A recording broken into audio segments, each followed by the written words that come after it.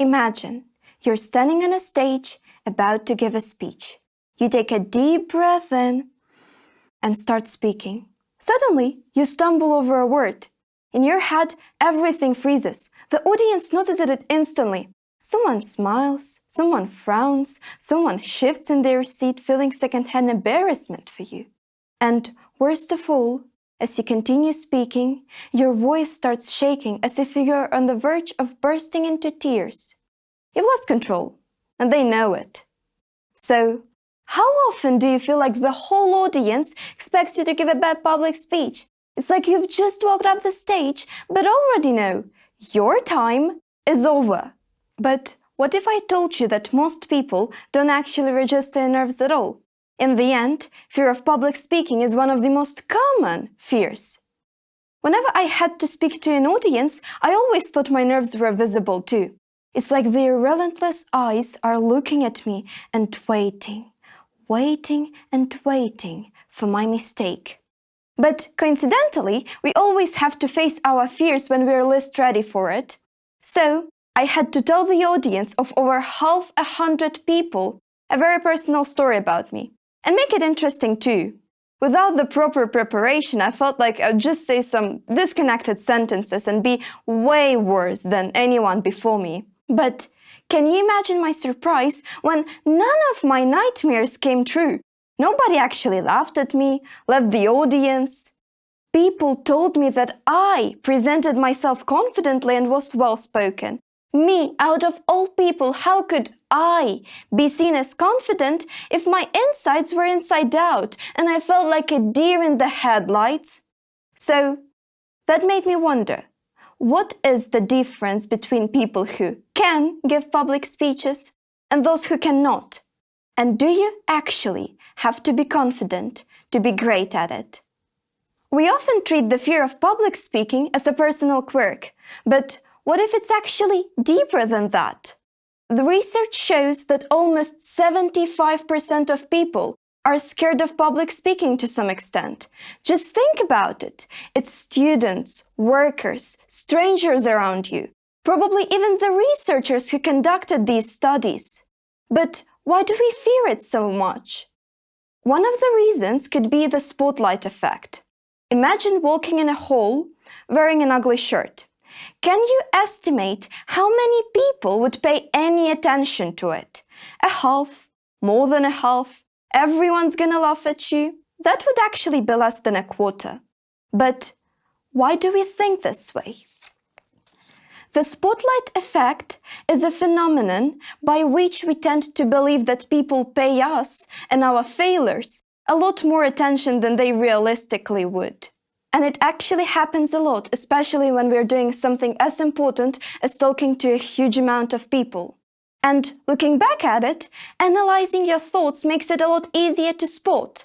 Just think about it. If everyone is thinking what others think about them, then who are these others? This thought leads us to the next cause. We're all prone to believe that if one bad experience happens once, it's definitely going to happen twice, for the third time, fourth. Reinforced cognitive bias and hence negative behavioral patterns, which we're falling to due to our own minds, are making us a lot less confident.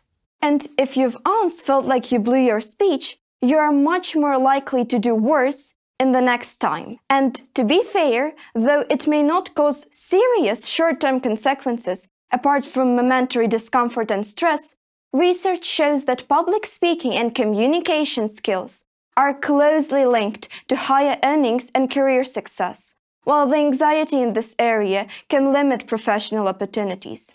But it's not only about the future. Over time, people start avoiding public speaking situations altogether. Presentations, class discussions, even simple moments of sharing their ideas.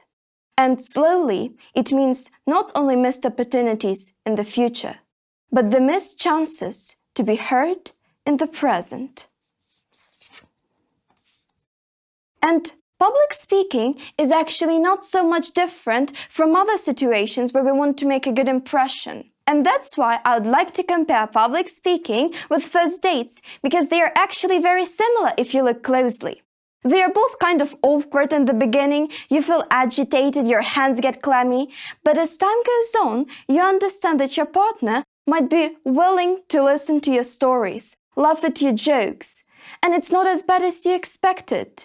Of course, some dates may not be as great, but one bad experience shouldn't influence all the others. Just like you shouldn't give up on yourself as a speaker because of one bad speech. And if there are techniques to make first dates more enjoyable, there should definitely be techniques to make giving a public speech less stressful, right? First, let's start with a quick self-check. When preparing for a presentation, do you just mindlessly repeat the text until you get exhausted? Or do you actually imagine yourself giving it?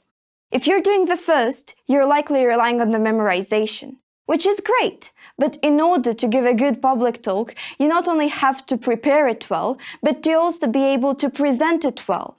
In the end, how can you give a good public speech if you can't even imagine yourself giving it? So, how exactly do you visualize your performance? Close your eyes and imagine yourself walking up the stage. How you're going to stand, where you're going to look, the intonation. You don't have to do that all the time, but doing it even once or twice before the speech can make a significant difference. Additionally, one of the thoughts you could use is the understanding that no one is going to listen to you attentively the whole time. It may sound harsh at first, but it lets you relax in the long term. We're simple creatures and our brain can't remain focused on something for a long period of time. Just like after dates, people walk out of the halls only with a general impression of a speaker. Think of it this way. Can you recite word by word a book you read a month ago? Probably not. But do you have an opinion about it? Probably yes. And that's why instead of worrying about giving your speech perfectly and failing, you should focus only on some of the crucial moments of your speech. The introduction, the closing, a few significant ideas. So, we often stay quiet because of our own self-sabotage and negative experience.